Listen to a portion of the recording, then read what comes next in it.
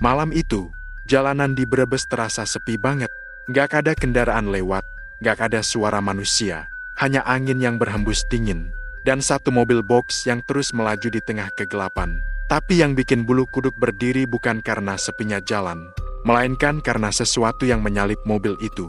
Sebuah kendaraan putih, melayang di atas aspal, tanpa ban. Dan setelah malam itu, sopir mobil box itu nggak pernah kembali lagi. Aku Kenari, dan malam ini, kamu akan mendengar kisah nyata yang ditemukan di jalur paling angker di Brebes. Siapkan dirimu, redupkan lampu kamar, dan jangan lihat ke kaca spion. Malam itu, udara Brebes terasa dingin banget.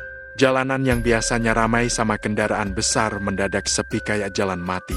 Hanya ada suara mesin mobil box yang dikendarai oleh Pak Darto, seorang sopir pengantar barang antar kota. Ia udah terbiasa nyetir malam-malam, bahkan lebih suka suasana sepi dibanding siang yang padat. Tapi entah kenapa, malam itu terasa beda. Dari awal keluar rest area aja, udah ada perasaan aneh yang susah dijelasin. Pak Darto baru aja keluar dari rest area di dekat perbatasan. Bawa muatan makanan ringan buat dikirim ke Tegal. Udah dicek semua surat jalan, kondisi mobil, sampai tekanan ban, semua normal. Ia udah nyetir belasan tahun, jadi hal kayak gitu udah jadi kebiasaan. Jam di tangannya nunjukin jam 1:45 dini hari, waktu yang menurutnya paling enak buat ngebut dikit karena jalan kosong. Tapi malam itu langitnya mendung tebal, gak ada bintang, bulan pun kayak ketutup awan. Udara di luar mobil terasa basah, kayak mau hujan, tapi belum turun juga. Lampu-lampu jalan makin lama makin jarang. Tadinya masih ada 1-2 tiang listrik di pinggir jalan, tapi makin ke tengah jalur Brebes bagian utara, lampu mulai hilang. Cahaya dari mobil box jadi satu-satunya penerang. Pak Darto sempat menurunkan kaca sedikit, mau ngelihat udara di luar, tapi yang dia dapat malah angin dingin banget, sampai bikin kulit tangannya merinding. Ia buru-buru naikin lagi kaca mobilnya, lalu menyalakan rokok, berharap bisa ngusir rasa gak enak di dada. Ah, cepet-cepet deh, biar subuh udah nyampe, gumamnya pelan sambil nyalakan pemantik. Asap rokok keluar tipis, nyebar di kabin mobil. Biasanya, tiap kali dia ngerokok sambil nyetir, pikirannya tenang. Tapi malam itu, ada perasaan kayak dia sedang diperhatiin. Dari mana? Dia juga gak tahu. Setelah beberapa kilometer, jalan mulai masuk ke area yang lebih gelap. Di kiri kanan jalan cuma kelihatan bayangan pohon yang tinggi-tinggi, kayak deretan penonton yang diam tapi menatap tajam. Kadang di sela-sela pepohonan itu terlihat cahaya kecil, entah dari rumah warga atau mungkin cuma pantulan lampu mobilnya sendiri. Tapi yang bikin bulu kuduk berdiri, kadang cahaya itu muncul di tempat yang gak masuk akal di tengah sawah. Di atas pohon, bahkan pernah sekilas seperti di depan mobilnya, lalu hilang. Pak Darto menggoyangkan kepala, berusaha berpikir logis. Ah, paling pantulan aja, mata udah ngantuk kali. Ia menepuk-nepuk pipinya 2 kali biar segar lagi. Musik di radionya pelan, lagu dangdut lawas mengalun lirih, tapi malah bikin suasana makin sunyi. Sesekali suara jangkrik terdengar samar waktu dia buka ventilasi udara. Jalanan aspal di depannya lurus panjang, tapi anehnya, sepi banget. Biasanya jam segitu masih ada beberapa truk atau bus malam yang lewat arah berlawanan. Tapi kali ini, dari tadi nggak ada satupun kendaraan yang kelihatan. Hanya suara mesin mobil boxnya sendiri yang mengisi keheningan malam. Pak Darto melirik jam lagi, udah hampir jam 2 lewat. Matanya mulai berat, tapi dia nggak berani berhenti sembarangan. Di daerah itu, katanya banyak kejadian perampokan. Makanya dia milih tetap jalan. Ia coba fokus ke jalan, sesekali menggoyang setir pelan supaya gak ngantuk. Tapi di sela rasa kantuk itu, dia mulai dengar suara aneh. Suara kayak desisan pelan, entah dari dalam mobil atau luar. Ia matiin radio, biar bisa dengar lebih jelas. Tapi begitu radionya mati, suara itu juga ikut hilang. Ah, halu kali aku, gumamnya lagi, berusaha menenangkan diri. Ia nyalain radio lagi, tapi yang muncul malah suara kresek-kresek, kayak sinyal hilang. Padahal tadi masih jelas banget. Ia pencet tombol ganti frekuensi, tapi semua stasiun cuma bunyi dengung pelan, kayak orang napas dari kejauhan. Udara di dalam mobil tiba-tiba berubah dingin banget. Kaca depan mulai berembun dari dalam, padahal AC-nya gak nyala. Ia usap pakai tangan, tapi embun itu malah makin tebal, sampai bikin pandangan agak buram. Di luar, kabut tipis mulai turun. Cahaya lampu mobil mantul ke arah kabut itu, bikin suasananya kayak jalan di dalam mimpi. Di tengah-tengah kabut itu, ia sempat ngerasa kayak ada bayangan melintas di depan mobil. Cepat banget, sekilas saja, tapi cukup bikin dia spontan injak rem. Mobil berhenti mendadak, dan jantungnya berdetak keras. Ia nyorotkan lampu jauh ke arah depan, tapi gak ada apa-apa. Hanya kabut dan jalan kosong. Duh, jangan-jangan kucing, katanya pelan, mencoba menenangkan diri lagi. Tapi entah kenapa, tangan kirinya dingin banget, kayak abis megang es. Ia taruh di bawah paha, berharap hangat, tapi rasa dingin itu gak hilang-hilang. Beberapa menit kemudian, ia lanjut jalan lagi. Tapi kali ini pelan. Di spion tengah, ia sempat lihat sesuatu yang bikin dadanya sesak. Ada pantulan samar di kursi belakang kabin, kayak bayangan seseorang duduk diam. Tapi pas ia noleh cepat, kursi itu kosong. Ia buru-buru merapikan posisi duduknya, pura-pura nggak lihat apa-apa. Mungkin bayangan dari luar. Iya, bayangan doang, katanya sambil menelan ludah. Tapi kata-kata itu nggak benar-benar bikin tenang. Hujan rintik-rintik mulai turun, kecil banget, tapi cukup bikin kaca depan basah. Wiper bergerak pelan, iramanya monoton. Di tengah suara wiper itu, telinganya mendengar sesuatu dari luar mobil. Suara kayak orang jalan di atas kerikil, tapi pelan dan teratur, seolah ngikutin mobil dari sisi kiri. Padahal mobil lagi jalan di aspal. Ia ngerasa gak enak, tapi juga takut berhenti. Lampu sorot mobil sesekali memantul ke papan petunjuk jalan, tapi tulisannya makin lama makin gak jelas. Ada huruf-huruf yang kebalik, atau samar kayak udah luntur. Ia coba fokus ke arah depan, tapi matanya terus menangkap bayangan di sisi jalan. Kadang kayak ada orang berdiri di pinggir sawah, kadang kayak ada anak kecil lari. Tapi setiap dia perhatikan lebih lama, semua bayangan itu hilang seolah gak pernah ada. Di tengah suasana aneh itu, handphonenya tiba-tiba bergetar. Ia kaget, hampir aja lepas setir. Dipegangnya ponsel itu, ada panggilan dari nomor tak dikenal. Biasanya, jam segini gak mungkin ada yang nelpon, apalagi nomor asing. Tapi karena penasaran, ia angkat juga. Halo? Suaranya berat dan serak. Di seberang sana, gak ada suara. Hanya dengusan pelan. Ia kira sinyalnya jelek. Halo, siapa ya? Katanya lagi. Lalu muncul suara aneh kayak seseorang bisik, sangat pelan tapi jelas. Pak, pelan-pelan, jangan ngebut lagi. Pak Darto langsung matiin telepon itu. Jantungnya berdetak keras, tangannya sampai gemetaran. Ia lihat layar HP-nya, tapi gak ada nama, gak ada log panggilan masuk. Nomor itu gak tersimpan di riwayat. Ia coba restart ponsel, tapi layar malah nyala sendiri dan jamnya berubah jadi 01,45 lagi. Padahal tadi udah lewat 12 menit dari waktu itu. Ia mulai panik kecil. Masa iya jamnya mundur sendiri? Tapi ya sudahlah, pikirnya. Mungkin sistem HP-nya error. Ia narik napas panjang, nambah volume musik di radio, berharap bisa ngusir rasa takut. Tapi musiknya malah berubah jadi suara statis, kayak ribuan bisikan kecil bersamaan.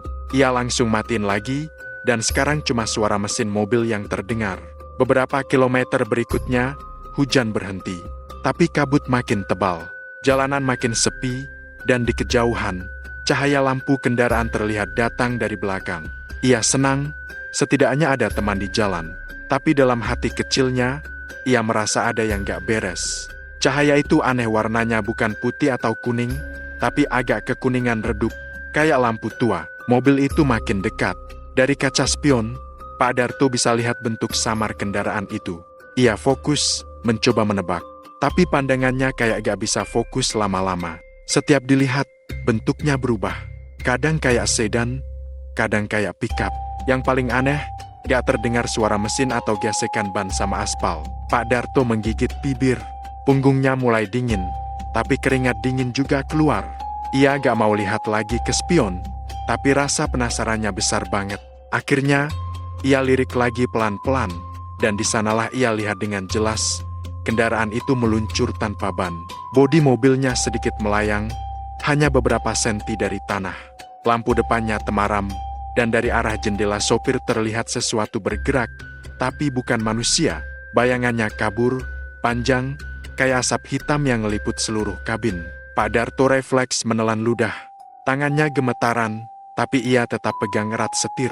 Dalam hati ia komat kamit baca doa. Ia pengen ngebut, tapi takut juga, karena jalan licin. Akhirnya dia cuma bisa nyetir lurus, berharap mobil itu belok atau menyalip.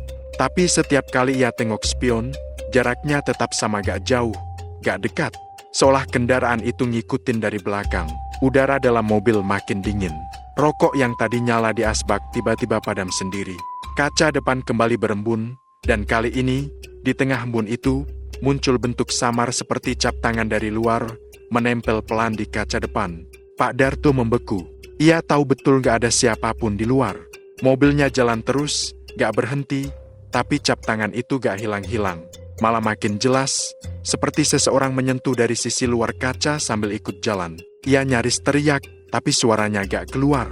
Hanya napas berat yang terdengar di dalam kabin. Dalam keadaan setengah panik, ia coba yakinkan diri bahwa semua ini cuma karena lelah. Tapi hatinya tahu, malam itu bukan malam biasa. Sesuatu di luar sana, atau mungkin di jalan itu sendiri, sedang memperhatikannya dengan tenang. Dan di antara desiran angin yang makin dingin, Pak Darto mendengar suara samar. Datang entah dari mana. Udah malam banget. Pak, jangan sendirian di sini.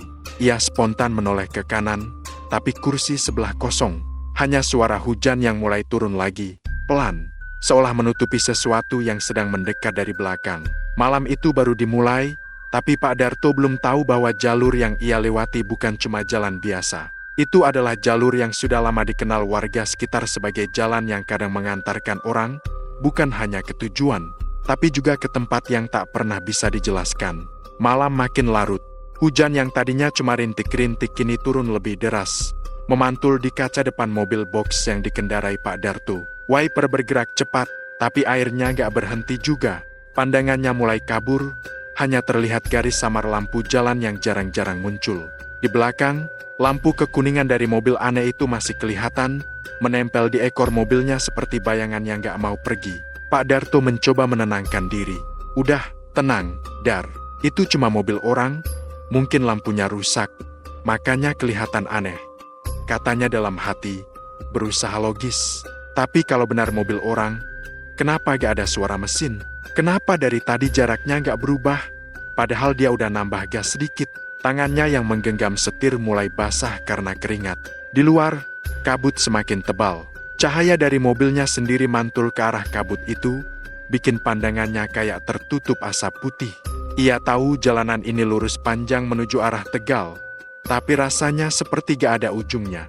Setiap kali ia pikir udah mau sampai di tikungan berikutnya, yang muncul malah jalan lurus lagi, terus dan terus, tanpa akhir. Dari radio yang masih dalam keadaan mati, tiba-tiba terdengar suara pelan. Awalnya cuma seperti suara gesekan, tapi lama-lama berubah jadi bisikan samar. Ia langsung nengok ke arah tombol radio, memastikan gak nyala. Tapi suaranya makin jelas, kayak ada dua orang yang lagi ngobrol pelan. Udah waktunya. Belum? Sabar aja, nanti juga dia ngikut.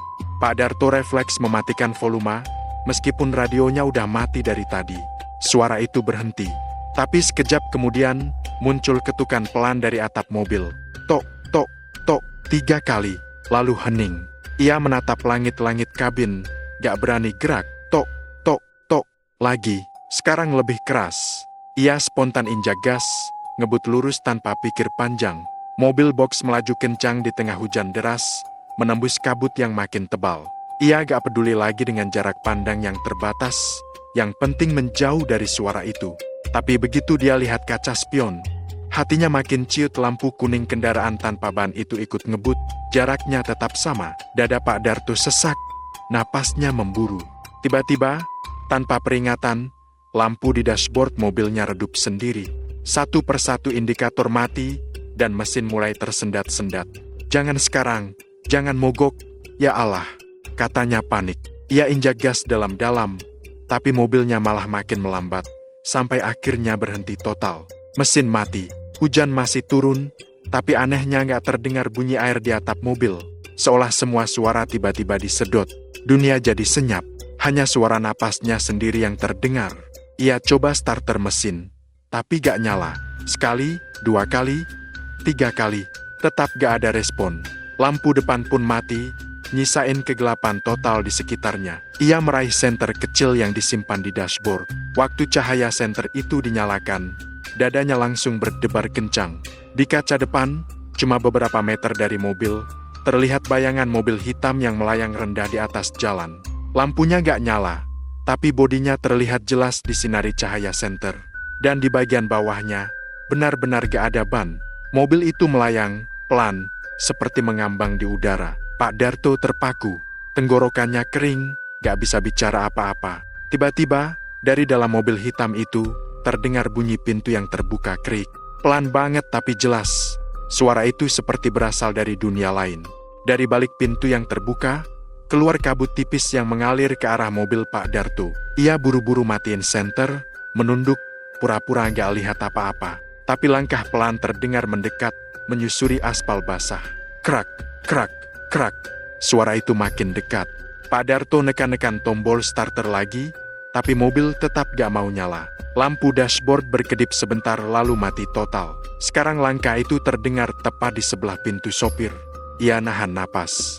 Dari celah kaca, ia bisa lihat samar-samar bentuk sesuatu berdiri di luar. Bukan manusia, tubuhnya tinggi kurus, bahunya sempit, dan kepalanya sedikit miring ke satu sisi.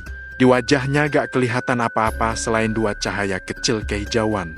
Seperti mata yang nyala dalam gelap. Sosok itu gak bergerak lama, cuma berdiri aja, memandangi ke arah Pak Darto yang gemetaran di dalam kabin.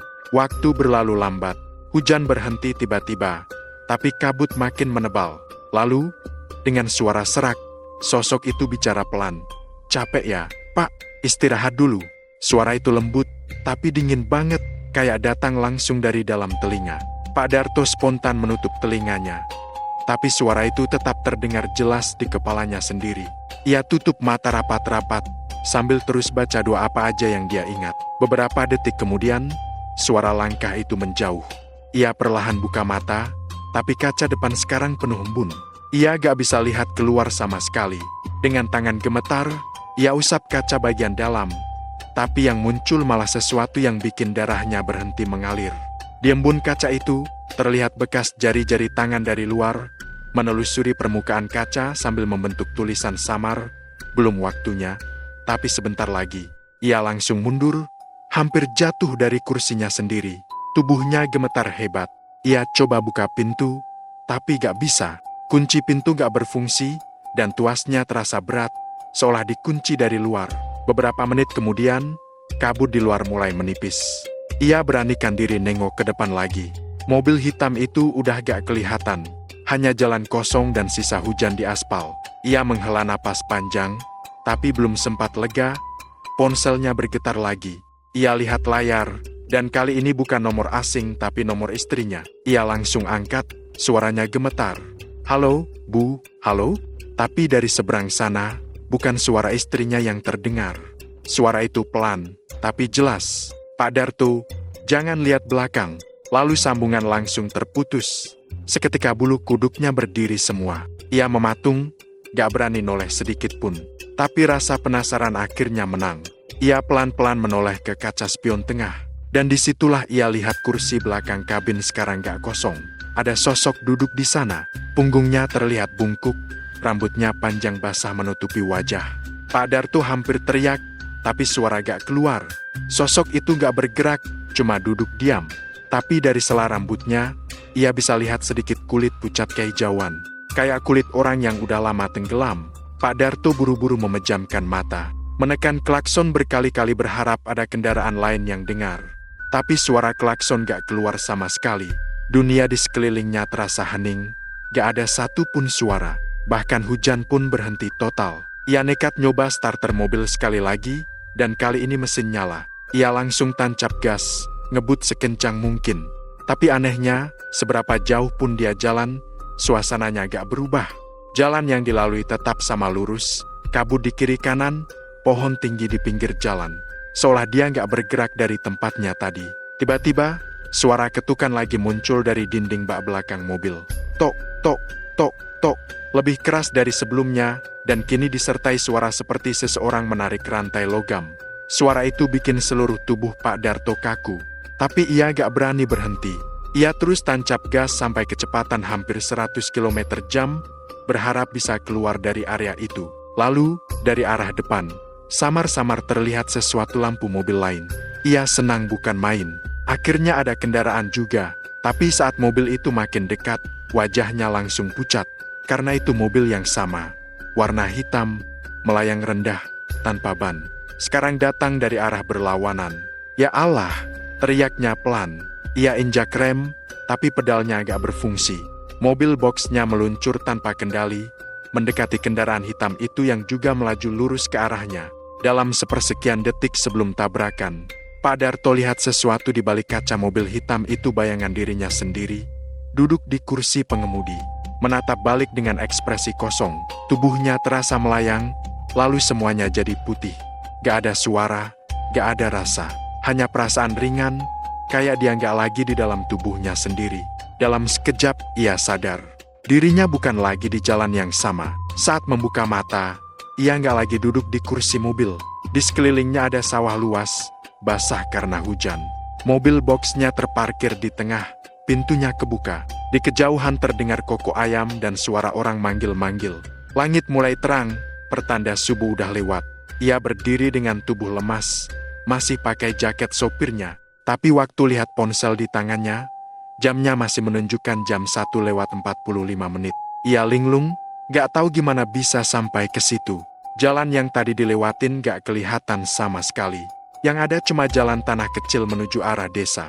Dan di belakangnya, samar-samar terlihat jejak roda mobil boxnya. Berhenti tepat di tengah sawah, tanpa bekas belok, seolah mobil itu turun sendiri dari langit. Pak Darto terdiam lama.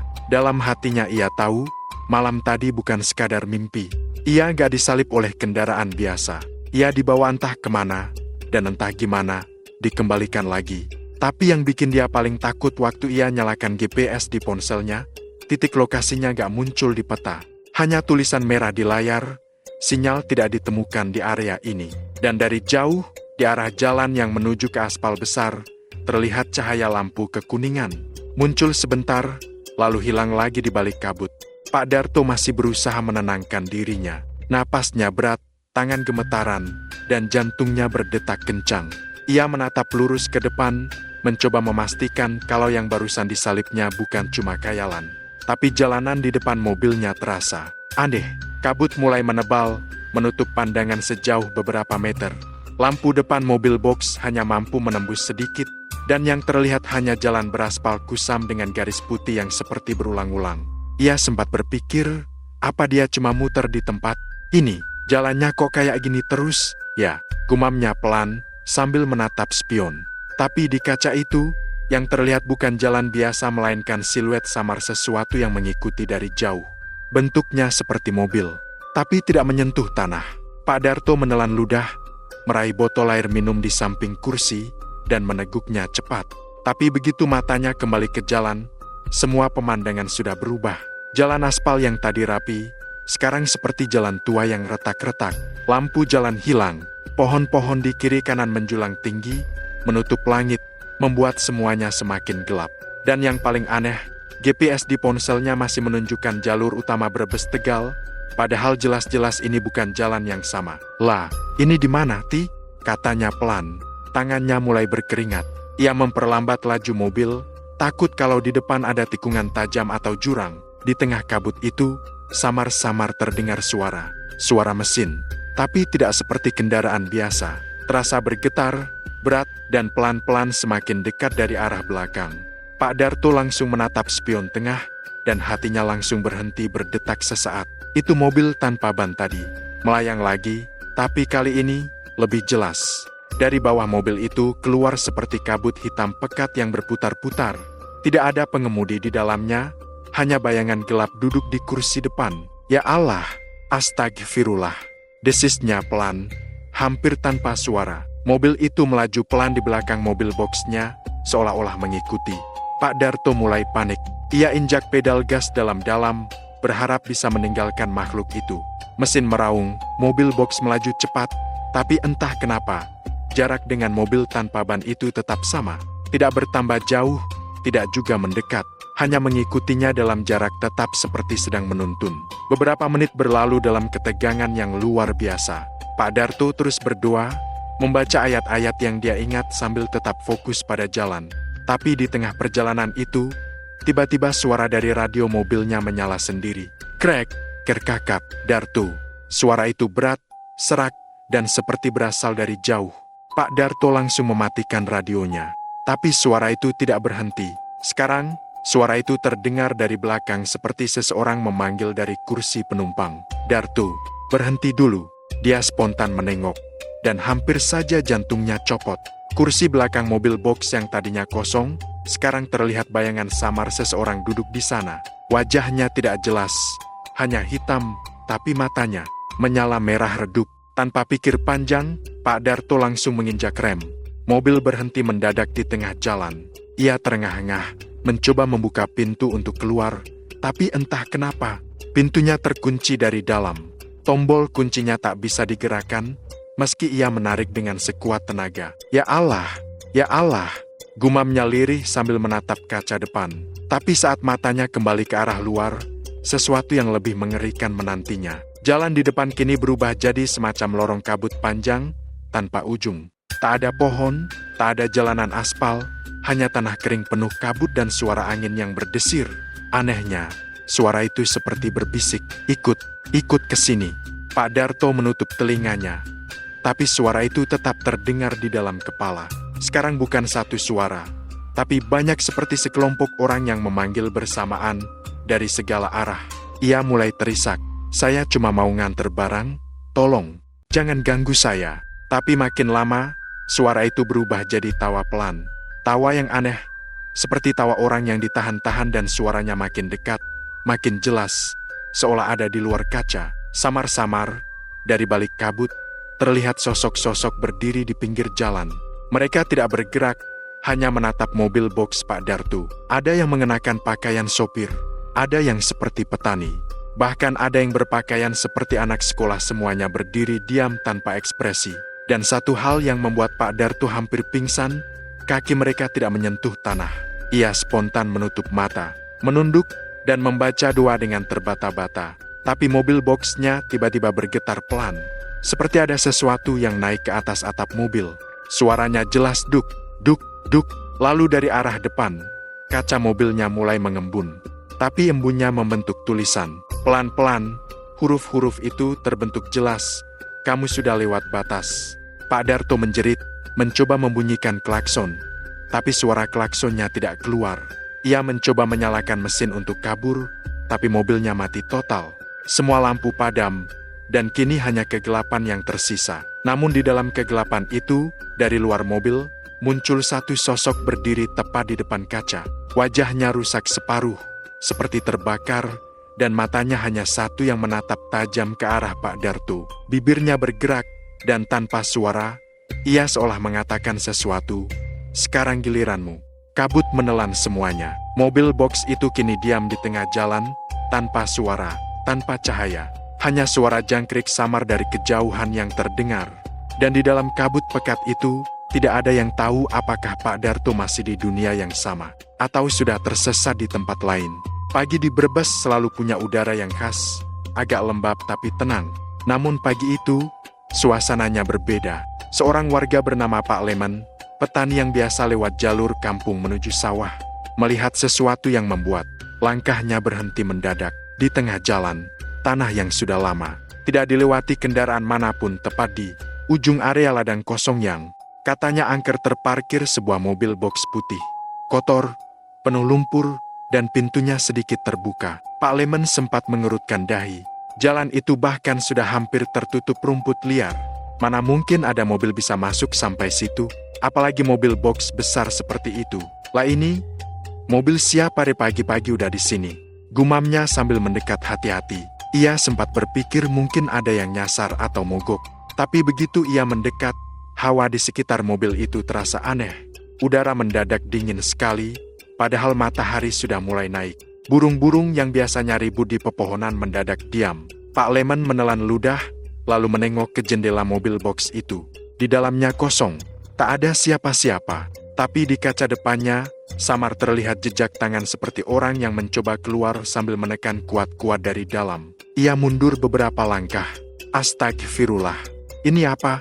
Ya, katanya pelan, mulai merasa tidak enak. Tidak lama kemudian, datang dua warga lain. Ujang dan Tono, yang juga lewat jalan itu mau ke sawah. Mereka sama terkejutnya. Wah, mobil dari mana nih, Lemon? Tanya Ujang sambil memeriksa plat nomor di belakang. Gak tahu, Jang, aku tadi lewat sini, kaget kok ada mobil gede parkir di tengah sawah. Platnya dari Semarang, loh, tapi kok bisa sampai sini? Tono, yang paling muda, penasaran. Tanpa pikir panjang dia buka pintu depan mobil itu. Suara engselnya berderit panjang, kayak lama nggak dibuka. Begitu pintu kebuka, aroma aneh langsung keluar campuran antara oli basi, kayu lembab, dan sesuatu yang sulit dijelaskan. Kayak bau busuk, tapi juga dingin menusuk. Apaan tuh? Bau banget, seru Tono sambil menutup hidung. Di dalam, kursi sopirnya masih hangat seolah baru ditinggalkan. Tapi yang bikin mereka makin merinding, di kursi itu masih ada rokok separuh terbakar di asbak, dan jam tangan tergeletak di dashboard masih menyala, menunjuk jam 2:17. Lah, ini baru aja dipakai kata Ujang dengan wajah bingung. Tapi kok orangnya gak ada? Pak Lemon mulai merasa ada yang gak beres. Ia menyarankan untuk lapor ke pihak desa. Akhirnya mereka bertiga pergi ke rumah Pak RT, dan dalam waktu setengah jam, beberapa warga datang beramai-ramai untuk ngecek mobil itu lagi. Salah satu warga, Pak Surya, yang kebetulan kenal banyak sopir ekspedisi, mengenali logo di pintu mobil box itu. Ini kayaknya mobil perusahaan pengiriman dari Tegal, deh. Aku sering lihat lewat jalur utama, tapi kok bisa nyasar ke sini? Katanya sambil garuk kepala. Beberapa orang mencoba menyalakan mesin mobil itu, tapi anehnya, kuncinya nggak ada. Bahkan kabel starternya seolah meleleh. Dan di kursi belakang mobil, mereka menemukan sesuatu yang bikin semuanya mundur ketakutan. Ada jejak lumpur basah di lantai, tapi cuma satu arah, menuju ke pintu belakang mobil, seolah seseorang keluar lewat sana. Masalahnya, tanah di luar mobil sama sekali kering. Tidak ada lumpur dimanapun. Ini aneh banget, kata Pak Lemon sambil gemetaran. Kalau tadi malam hujan, ya mungkin masuk akal. Tapi kan gak hujan semalaman. Ujang mendekat ke sisi kanan mobil, lalu melihat sesuatu yang bikin darahnya langsung dingin. Di bodi samping mobil, ada bekas goresan panjang seperti bekas cakaran logam, tapi tidak beraturan. Dan di ujungnya, ada bekas seperti sidik jari hitam hangus. Wah, ini kayak bekas terbakar, katanya pelan. Warga pun mulai berdebat kecil. Ada yang bilang itu perbuatan orang iseng, ada yang bilang mungkin sopirnya kabur karena takut. Tapi semua teori buyar saat Pak Surya membuka pintu belakang mobil. Pintu itu berat banget, sampai harus didorong 2 orang. Begitu terbuka, semua langsung menahan napas. Bagian dalam mobil yang seharusnya berisi kardus makanan ringan, kosong total. Hanya ada satu karung putih besar di pojok belakang, dan dari karung itu menetes cairan merah ke lantai. Wah, jangan-jangan ini. Salah satu warga tak sanggup melanjutkan kalimatnya. Dengan hati-hati, Pak Surya mencoba membuka sedikit ujung karung itu. Tapi isinya bukan darah. Cairan merah itu ternyata cuma cat merah tua. Di dalam karung hanya ada tumpukan kain basah yang bau apek. Namun anehnya, di salah satu kain itu menempel sesuatu seperti potongan kertas lusuh. Kertas itu sobek, tapi masih bisa dibaca sebagian. Tulisan tangan di situ terbaca, "Kalau kamu melihat mereka, jangan berhenti. Jalan terus. Jangan menoleh." Tulisan itu seperti pesan terakhir seseorang, dan di bagian bawah kertas ada coretan tangan lain. Entah dari siapa, dengan tinta hitam yang menetes, dia sudah menoleh. Suasana langsung hening. Semua yang ada di situ saling pandang, ngeri. Pak RT yang juga datang kemudian memutuskan untuk melapor ke polisi. Tak lama, 2 mobil patroli datang ke lokasi. Petugas mengecek area sekitar mobil, tapi tidak menemukan jejak kaki manusia sama sekali. Padahal tanah di sekitar situ masih agak lembek karena embun pagi. Salah satu polisi berkata pelan, "Aneh banget, ini mobil berat, tapi gak ada bekas ban masuk sama sekali. Nih lihat sendiri." Benar saja. Tidak ada jejak roda dari jalan utama menuju titik tempat mobil itu terparkir. Seolah mobil itu muncul begitu saja di sana. Salah satu petugas kemudian membuka data dari nomor polisi kendaraan itu dan menghubungi perusahaan pengiriman di Tegal. Jawaban dari pihak kantor membuat semua orang yang mendengarnya terdiam lama. Sopir atas nama Dartu, pengantar barang dari Brebes ke Tegal, sudah dilaporkan hilang sejak semalam. Terakhir kali posisi GPS mobilnya terdeteksi di jalur utama sekitar jam 2:15 dini hari. Setelah itu, sinyal mobil menghilang total. Wajah-wajah warga yang berkumpul langsung pucat. Pak Lemen sampai duduk lemas di tanah. "Berarti, mobil ini yang dibawa Pak Darto semalam?" tanyanya pelan. Polisi hanya mengangguk pelan. "Iya, tapi mustahil mobil bisa nyasar ke sini. Jalannya aja agak ada yang nyambung." Dan seperti untuk menambah ketakutan mereka, salah satu petugas yang sedang memeriksa sisi kiri mobil tiba-tiba berteriak, "Pak, nih lihat deh ini." Semua mendekat. Di bagian bawah pintu belakang mobil box itu, tertulis dengan goresan kasar seperti digores pakai logam tajam satu kalimat, "Aku disalip mobil tanpa ban."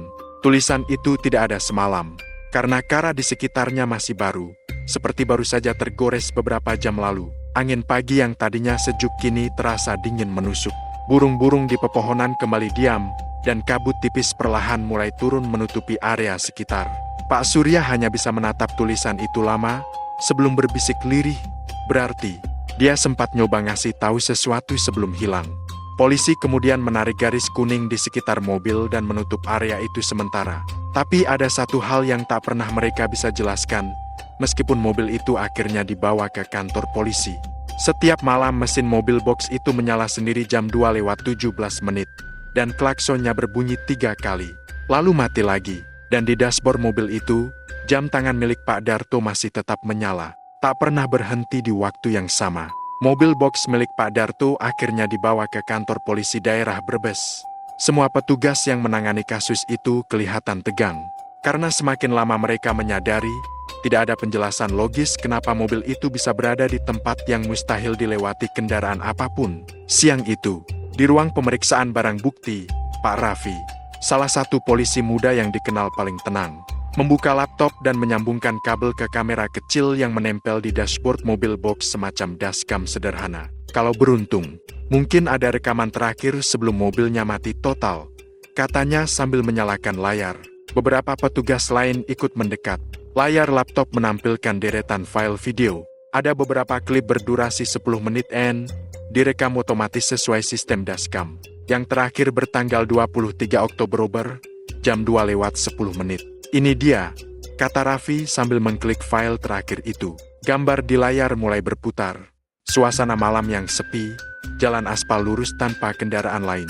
Terlihat lampu depan mobil box menerangi jalan.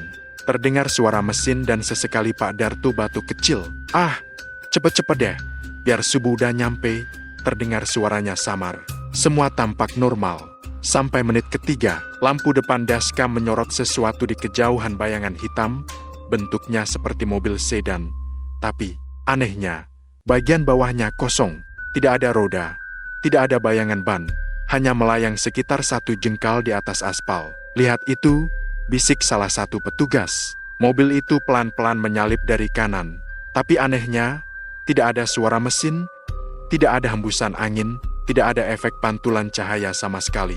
Saat mobil itu sejajar, kamera sempat menangkap bagian dalamnya, kursinya kosong. Kosong total. Setelah kendaraan itu melewati mobil box, lampu kamera sempat goyah, seolah ada gangguan sinyal.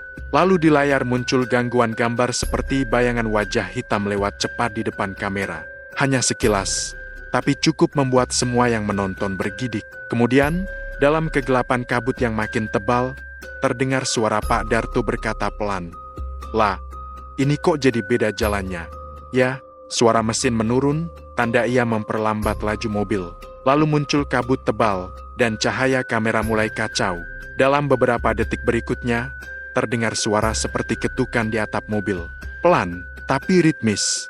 Duk, duk, duk, dan kemudian sesuatu yang membuat semua orang di ruangan itu menahan napas. Dari arah mikrofon, terdengar suara perempuan, lembut, berbisik, tapi jelas, "Jangan berhenti, Darto." Semua langsung saling pandang. Tak ada yang bicara, tapi bulu kuduk mereka serentak berdiri. Raffi mundur sedikit dari layar. "Kalian dengar juga, kan?" "Dengar," jawab salah satu petugas pelan. "Itu suara siapa?" "Gak ada orang lain di mobilnya." Rekaman berlanjut. Dalam beberapa detik berikutnya, kamera seperti menangkap sesuatu di depan jalan berbelok ke arah yang tidak ada di peta. Dari sisi kanan muncul cahaya seperti lampu kendaraan lain. Tapi kali ini bukan warna putih, melainkan merah tua berdenyut pelan, seperti nadi yang hidup. Kamera lalu bergoyang keras, seolah mobil berbelok tajam. Suara Pak Darto menjerit pelan. Lalu, semua gelap, tapi video belum berhenti. Dalam gelap total, ada suara langkah kaki. Cekit, cekit, cekit, seolah seseorang berjalan di sekitar mobil. Kemudian, muncul satu frame terakhir. Sangat cepat, tapi cukup jelas. Kamera menangkap bayangan seseorang berdiri di depan mobil, menatap lurus ke lensa. Wajahnya hitam legam, matanya merah menyala, dan mulutnya terbuka lebar seolah berteriak tanpa suara. Setelah itu, rekaman berhenti. Ruangan langsung hening. Bahkan suara kipas angin pun terasa jauh. Pak Raffi menarik napas panjang, menatap jam di tangannya. Pukul jam 2:17.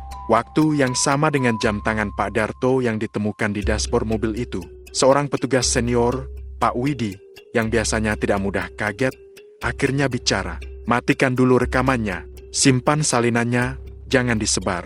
Ini bukan hal biasa. Raffi mengangguk dan segera menyalin file video itu ke hard disk eksternal. Tapi saat proses penyalinan berjalan, komputer tiba-tiba macet.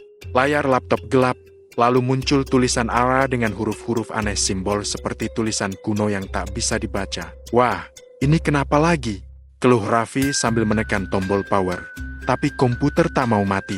Dan dari speaker laptop yang kecil, terdengar lagi suara itu pelan. Hampir tak terdengar, tapi jelas berasal dari rekaman. Sudah kubilang, jangan berhenti. Raffi langsung mencabut kabel laptopnya. Listrik padam seketika di ruangan itu. Semua orang terpaku, tak berani bergerak. Beberapa detik kemudian, lampu kembali menyala. Tapi file rekaman terakhir hilang. Bahkan folder dashcam di laptop itu kosong total. Seolah tak pernah ada file apapun di sana. Gila, filenya kehapus semua. Ujar salah satu petugas, wajahnya pucat. Kayak baru di reset. Padahal tadi masih lengkap. Pak Widi hanya menggeleng pelan. Udahlah, kita laporin aja sesuai prosedur. Jangan diulik lagi. Namun malamnya, saat semua petugas sudah pulang, Raffi yang masih kepikiran memutuskan memeriksa lagi hard disk cadangan. Ia penasaran, karena meskipun file utama hilang, sistem biasanya masih menyimpan cache thumbnail video. Dan benar ada satu gambar yang tersisa. Satu thumbnail otomatis dari video terakhir. Waktu di layar menunjukkan jam 2:17:09, dan di gambar itu terlihat Pak Darto masih duduk di kursi sopir. Tapi bukan seperti manusia biasa. Wajahnya pucat, matanya terbuka lebar, dan di belakang bahunya terlihat bayangan tangan lain yang memegang bahunya dari kursi belakang.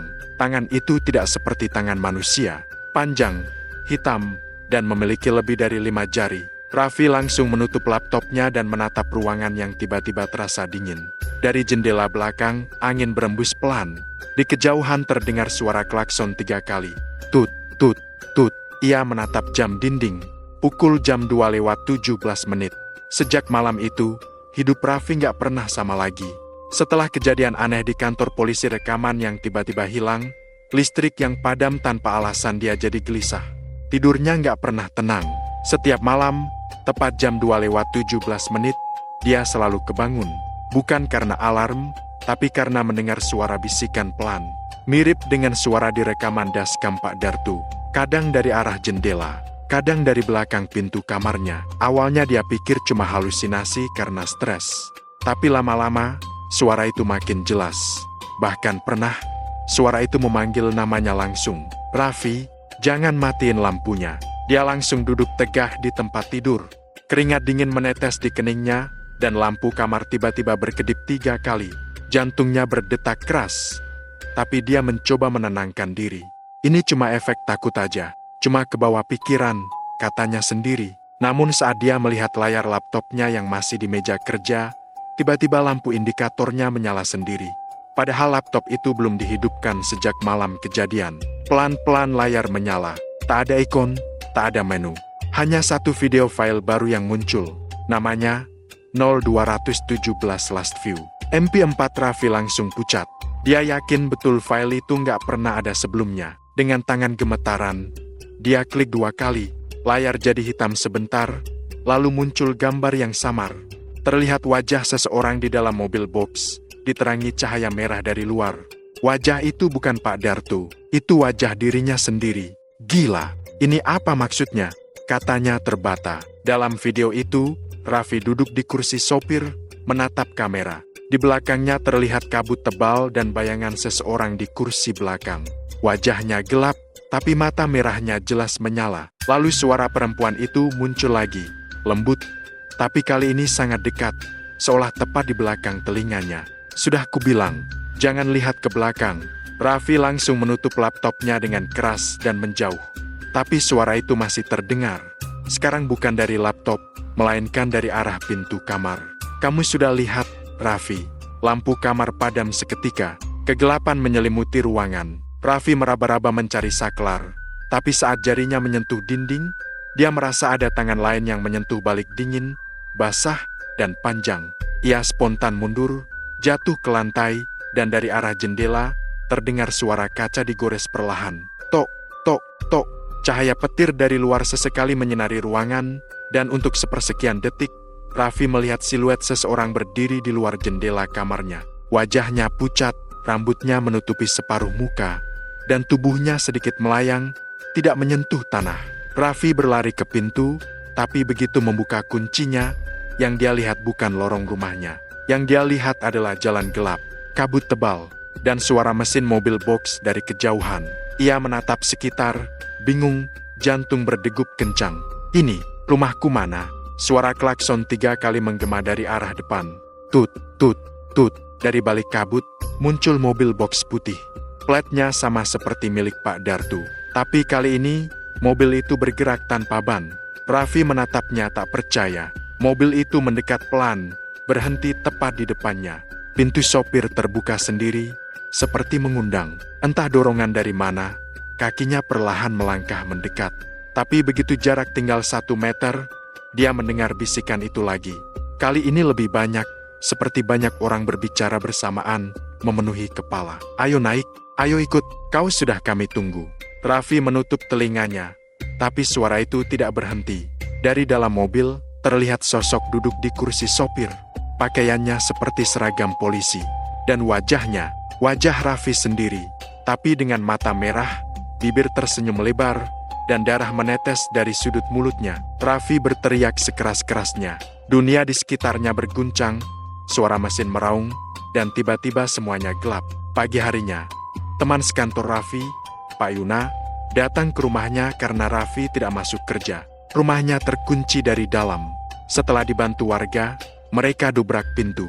Yang mereka temukan membuat semua orang diam lama. Raffi tergeletak di lantai ruang tamu, wajahnya pucat seperti kapur. Di depannya, laptop masih terbuka. Di layar, hanya ada satu kalimat yang muncul di tengah layar hitam. "Sekarang kamu juga sudah lewat batas." Dan dari luar rumah, beberapa warga bersumpah mendengar suara klakson 3 kali sebelum polisi datang. Sejak saat itu, kantor polisi Brebes menutup kasus Pak Darto dan Raffi dengan alasan hilang dalam tugas. Mobil box yang jadi bukti kasus disegel di gudang. Tapi para petugas jaga tahu setiap malam sekitar jam 2:17. Mereka bisa mendengar mesin mobil itu menyala sendiri. Beberapa saksi juga bilang, mereka sering melihat bayangan seseorang duduk di kursi sopir di dalam gudang. Meski mobil itu kosong, siluetnya mirip Pak Darto, kadang juga mirip Raffi. Dan dari luar jendela gudang, kalau seseorang cukup berani mendekat, mereka bisa mendengar bisikan pelan dari dalam mobil, "Jangan berhenti, jangan menoleh." 3 bulan setelah kejadian Raffi, suasana di jalur Brebes itu kembali seperti semula. Lalu lintas malam hari masih sepi, hanya sesekali dilewati truk atau bus antar kota. Tapi, bagi sebagian sopir yang sering melintas sana, jalur itu kini disebut jalur tanpa ban. Awalnya cuma rumor. Katanya, kalau kamu lewat jalan itu antara pukul 2-3 dini hari, dan kamu lihat kendaraan tanpa ban melintas tanpa suara, jangan disalip dan jangan lihat ke kaca spion. Karena kalau kamu nekat melirik sedikit aja, kamu bukan cuma lihat mobil itu, tapi juga diri kamu sendiri sedang menyetir di sisi lain jalan. Cerita itu cepat menyebar di kalangan sopir-sopir pengiriman malam. Banyak yang menanggapinya cuma mitos, tapi beberapa orang mulai ngerasain hal-hal aneh. Salah satunya Pak Yuna, rekan Raffi yang dulu menemukan jasadnya. Suatu malam, dia dapat tugas mengantarkan dokumen penting dari Cirebon ke Tegal. Awalnya dia gak mau lewat Brebes karena masih trauma. Tapi karena waktu mepet, dia gak punya pilihan lain. Waktu itu jam menunjukkan jam 2:10 dini hari. Langit gelap, dan hujan gerimis mulai turun. Jalanan licin, kabut tipis mulai turun dari arah sawah di pinggir jalan. Lampu depan mobilnya menembus kabut, tapi pandangannya tetap terbatas cuma sekitar 10 meter ke depan. Sambil nyetir, Pak Yuna nyalain radio buat ngilangin sepi. Tapi tiba-tiba, sinyal radio hilang. Hanya ada suara berdesis. Lalu samar-samar terdengar suara perempuan. "Jangan menoleh, jalan terus." Pak Yuna langsung matiin radionya. Nafasnya mulai sesak. "Udah, jangan mikir aneh-aneh," gumamnya pelan. Tapi beberapa detik kemudian, dari kaca spion tengah, dia lihat cahaya lampu mobil di belakangnya. Terlihat samar, tapi makin lama makin terang, makin dekat. Dan ketika mobil itu menyalip di sisi kanan, jantungnya hampir copot. Mobil itu putih, bentuknya box, tapi bannya nggak ada. Bagian bawahnya ngambang sekitar 10 cm dari aspal, dan rodanya berputar pelan di udara tanpa nyentuh tanah. Dari dalam mobil itu, terlihat kabut pekat menembus kaca depan, dan sesaat, Pak Yuna melihat dua sosok duduk di depan. Yang satu mirip Pak Dartu, satunya lagi, Raffi, matanya membesar. "Astagfirullah," katanya spontan. Dia injak rem dalam-dalam sampai mobilnya hampir tergelincir ke bahu jalan. Mobil box tanpa ban itu melaju perlahan ke depan, lalu berhenti di tengah jalan sekitar 100 meter di depan. Pintu belakangnya terbuka pelan, dan dari dalam keluar kabut tebal berwarna keabu-abuan. Di antara kabut itu, tampak bayangan samar beberapa sosok manusia melangkah pelan ke arah mobil Pak Yuna. Suaranya pelan, tapi jelas, langkah kaki menyeret, napas berat, dan suara rantai geser di aspal. Pak Yuna panik, langsung nyalakan mesin lagi dan banting setir ke kiri, kabur secepat mungkin. Tapi waktu dia lihat ke kaca spion, kesalahannya dimulai di situ. Dari spion, dia melihat sesuatu yang seharusnya gak ada. Mobilnya sendiri ada di belakang, berjalan pelan, dan di dalamnya ada sosok yang menyetir dengan wajahnya sendiri. Dia berteriak sekuat tenaga, tapi tak ada suara yang keluar. Telinganya berdenging keras, matanya panas, dan semua pandangannya tiba-tiba putih. Mobilnya oleng, menabrak pagar pembatas jalan, dan berhenti setelah menabrak tiang rambu. Beberapa menit kemudian, warga sekitar datang menolong. Mobilnya ringsek, tapi anehnya, tidak ada orang di dalamnya. Kursi sopir kosong, sabuk pengaman terlepas, tapi masih hangat seperti baru dipakai seseorang. Pagi harinya, polisi datang ke tempat kejadian perkara. Mereka mengenali mobilnya, tapi tidak menemukan jejak Pak Yuna sama sekali.